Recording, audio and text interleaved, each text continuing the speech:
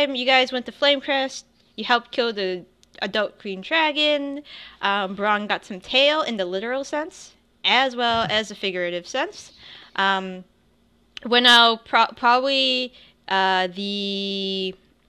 the reason you probably chose Circle of the Moon, or you got into is, you've been talking to Cat's Paw a lot. So we can use that as a, hey, I leveled up. Hey, there's a dude right here who can train me in this.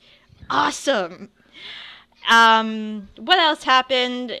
You found, or Tester found you guys, and he is going to donate the use of his airship to get you guys to Wingfall. The airship is called the... And I will move the tab in a second. The airship is called the Ifrit. And so I'm going to do something a little different today. This map is not to scale. The ship should be about 50 feet longer than it already is, about 63 meters about. And I've always, it's as big as the old Ironsides in Boston. So that ship itself is about 230 feet-ish long. I am trying to play around with the idea of gridless combat. Ignore the grids. If you want to move a relatively normal amount of distance, say 60, like 35 instead of 30, or 40 instead of 30, I don't see why you can't just have the extra burst of energy to do that on a turn or so. I mean, and, range, shooting, whatever. So we're just going to try a little gridless combat this time around. If there's combat. There's no guarantee there will be combat. I should have shut my mouth when that happened.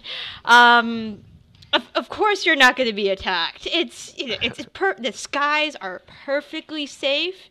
There is, dragons. They're not going to attack you guys. You'll be fine.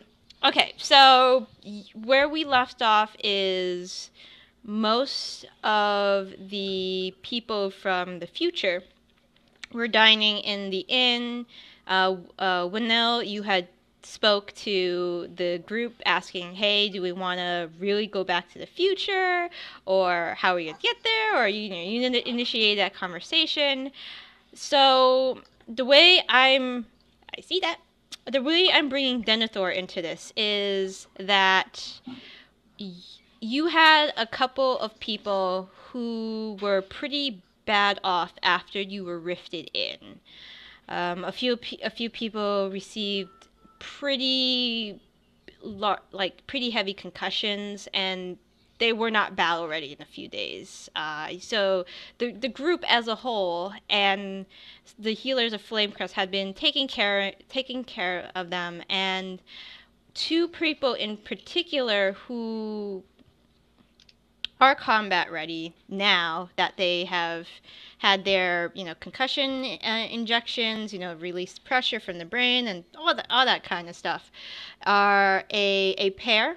They look like to be rangers, and there is a woman. She is about in her mid-30s, and following her is a older black dog who seems to follow her around everywhere.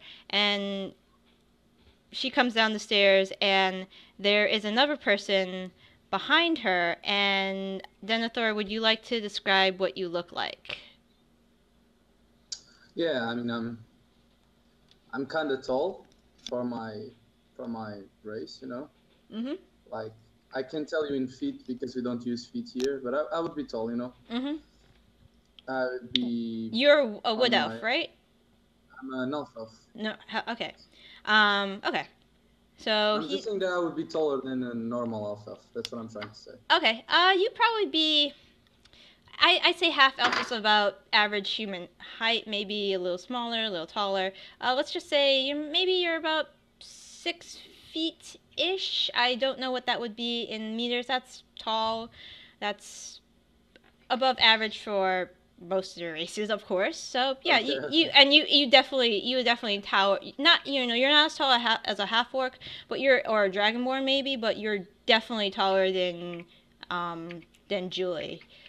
Uh, okay, that's yes. I have okay, dark hair. cool, I cool. have blue eyes. Mhm. I have an unshaved beard that I definitely want to look at, but Oh. I mean it's untaken care of, Mhm. if you get what I'm saying. Yeah. And I have a robe all in black, Mm. Mhm. and Okay. I look kind of. I mean, confused about this whole situation. Right. So the healers had been telling you that you were traveling with these people. You and Julie had pretty bad bumps on the head, and it took you a while to get your bearings. And you had heard that you were in Skoruk when a dragon attack happened.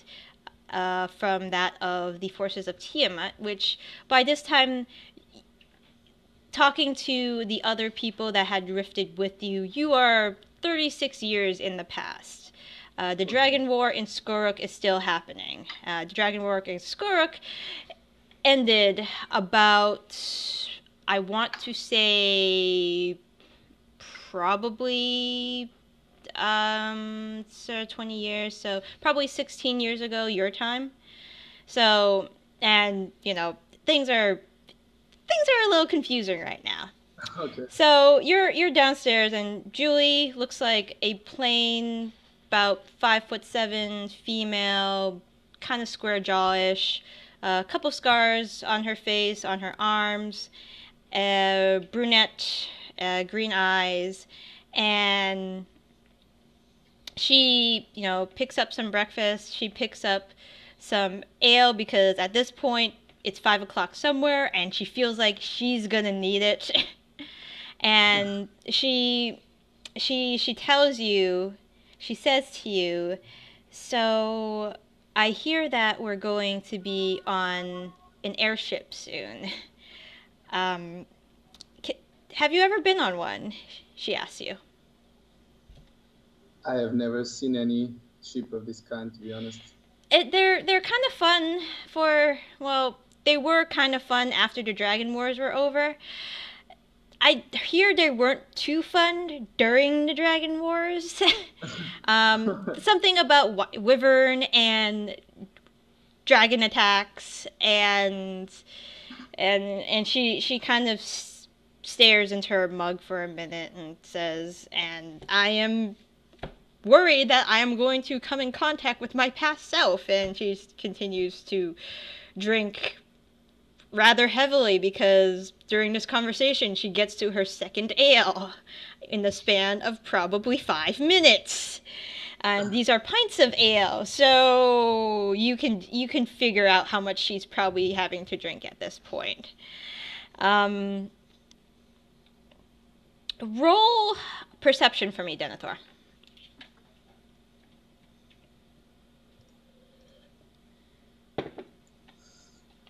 Perception. Okay, so you think you can spot what you consider, you look around just taking in the scene, and you recognize some of the people that were traveling with you. You have like a hazy memory, but you remember a lot of fighting, demons when you were rifted in and knocked out. They, like I said, they gave you pretty bad concussion with the edge of, not the edge, but the blunt of the handle of their tridents. And you can immediately spot out the combat worthy individuals. And Julie is actually going to roll a perception. She rolls actually fairly well. She's into her second ale at this point, and she looks and she sees a tiefling. Well, she sees several tieflings, but when there is a particular tiefling in particular she sees, and she just kind of freezes. Her eyes widen slightly, and Denethor, you hear very audible, oh, probably just to you and the dog, a very audible, "Oh God, please don't tell me who I think that is." And she kind of just flumps her head onto the table and starts to kind of sob quietly as the bell rings 12. Are you gonna say anything to her, or are you just gonna let her drink herself into a stupor? I will grab myself a drink as well, actually. Okay. Awesome. She kind of mumbles, "Could you get me just a bottle of whiskey, please? I have some business to take care of."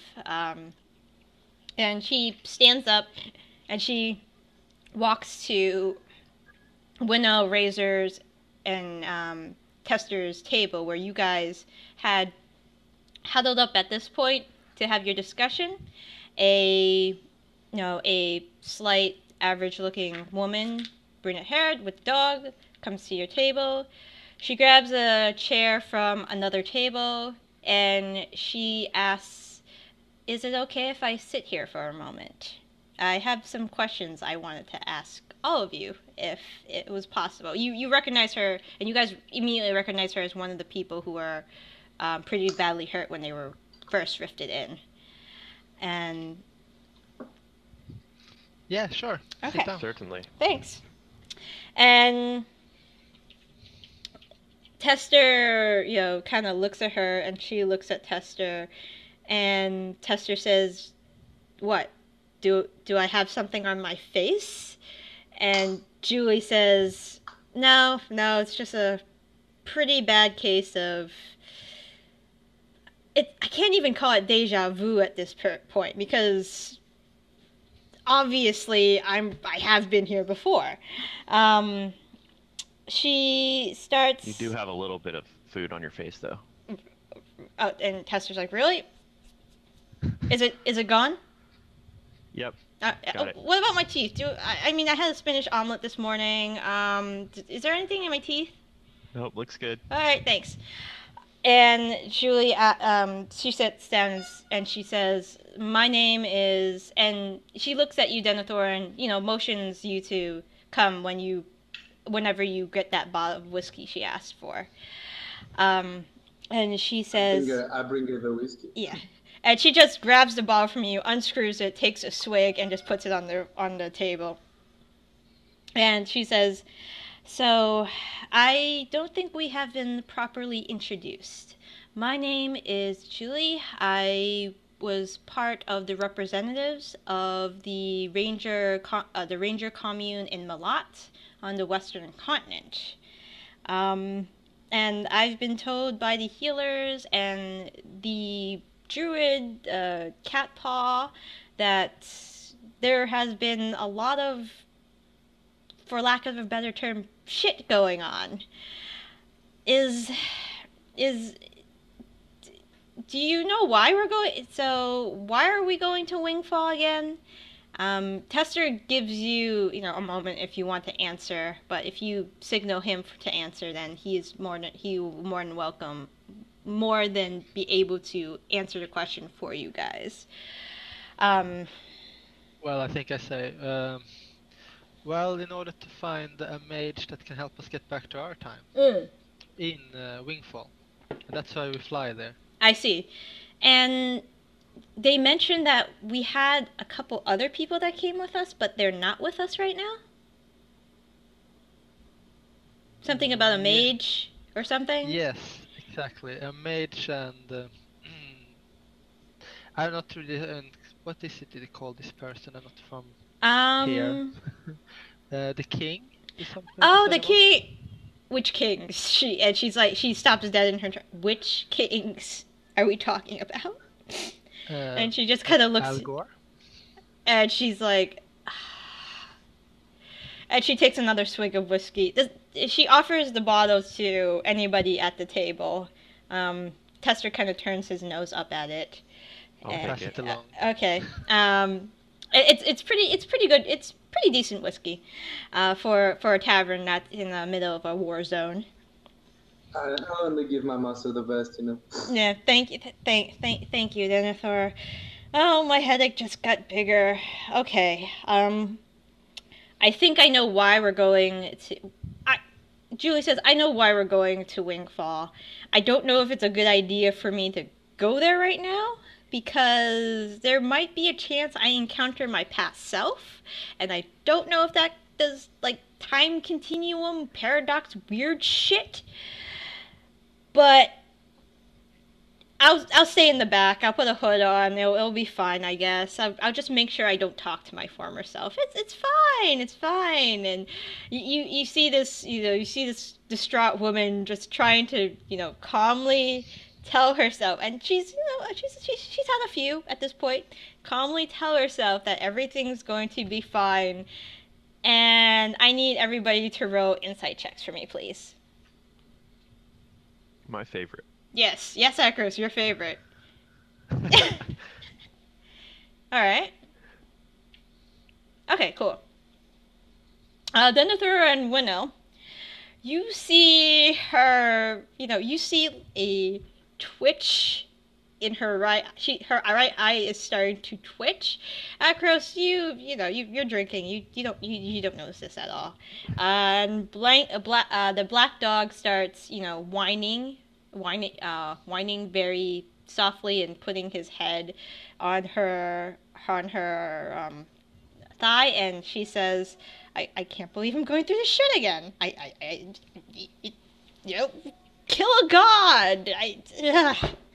And she just starts banging her head on the table, like, I can't, and she keeps, with every bang she says, I can't believe I'm in this shitty situation again. And it's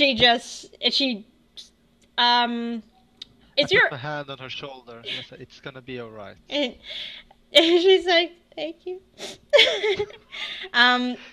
Arcos, if you want to roll an opposing... I give him pardon. I wouldn't say aggressive, but like a take care look, because you're touching her, like... Right. Don't push it. He's a she, by the way. So he's kind of just doing the comforting thing. No, I was talking to what's his name, Azira, I believe. No. When Azira's character is a female. Yes. Oh, okay. I'm sorry. It's okay. It's cool, dude. Arcos, you can roll an opposing strength or dexterity save if you want to not let Julie snatch the bottle of whiskey out of your hand.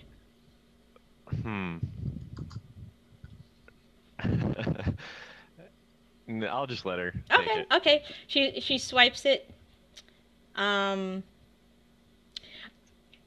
just gonna call you Winnie at this point, as I give up.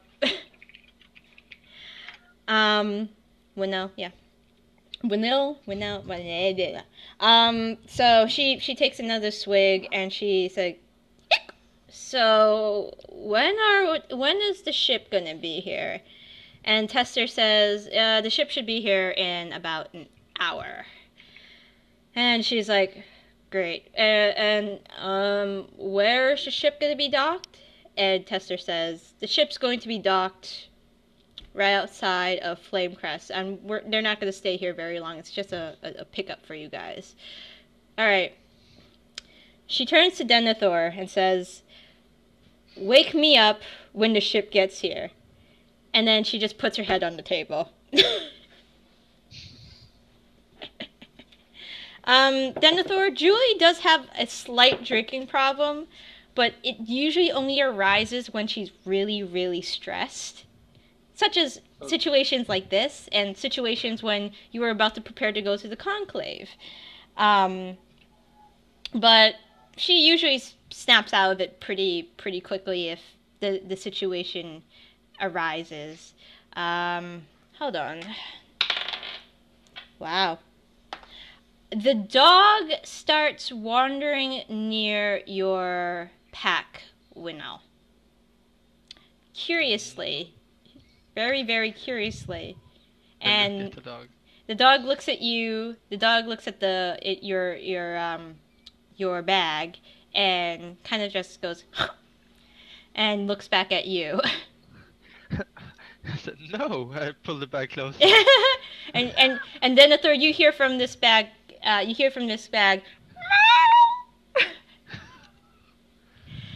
Julie. What are you trying to do? Don't touch him. And I think your dog wants to eat my cat. and you know the dog just huffs again and looks up at Julie and looks up at you, Denethor. At you, Denethor, mostly because he realizes that his human has gone nap for the time being. I give him a pet and I say, calm down. Animal. Since he is not your dog, animal handling, please. Holy shit. I think that's pretty low, actually. No, it shouldn't be too. It's not gonna be that bad. Oh. Nope. I see his handling of the dog. Here. I go down on my knee to the dog and Okay. start to try to be nice to it. Okay, that's perfectly fine. All right, awesome. I hold the whiskey out to the dog. The dog sniffs the whiskey, kind of wrinkles his nose, and then looks up at you and on's like, kind of like as if he's shrugging, and then just goes back and lays down at his master's feet. Tester says, well, if there is no need for me to be here, I will take my leave. I have places to go, things to do, people to see, and it sounds like... Following on the airship? No, I'm not going on the airship. Captain Hwinnil will be taking you along. I trust her. She's great. She puts up with my consistent... How do I say it? Flirting? Light flirting? I mean, she's given me a black eye a few times, but hey, I mean...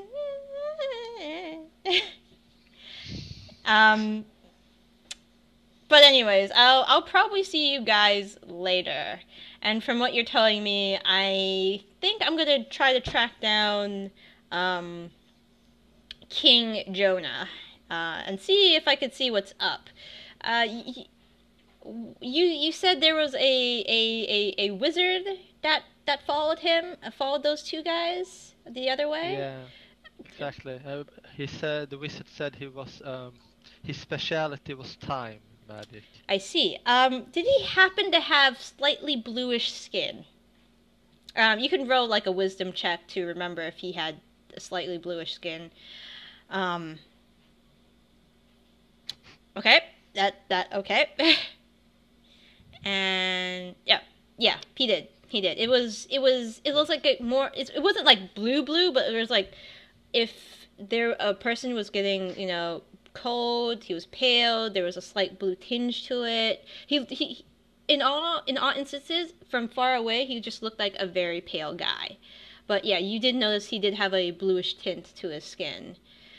But no. Yeah, he had a blue tint to it. Not so prominent, but a bit. Okay. He should be in good hands, but in case it messes up, I think I should go see where they're at. I asked the patrol you were with what your location was, and it seems easy enough to get to. I just have to probably get there on something quick, I guess. He takes out a scroll out from his pouch, tosses it in the air, catches it, and looks at it and says, I think this one will do. And he stuffs it back in his pocket. If you guys don't have any other questions for me, I'm going to peace out and see you guys in the future. Literally, I guess. Yeah, good luck. No problem. And I'll let you know if I run into any trouble trying to get your kings back. King Jonah probably can take care of himself, but I don't know about King Gladius, the king of Dornrith, though. But if he's with Jonah, he should be fine. Perfectly fine. All right. See you guys later. And you could put the food on my tab. And he just heads out. And things are When he happening. goes, I say, I want more food, please. And the waitress comes over and immediately takes, she's like, sure. What you be having, Missy? Whatever is serving now, it's just something. Okay. And I want some fish for the cat.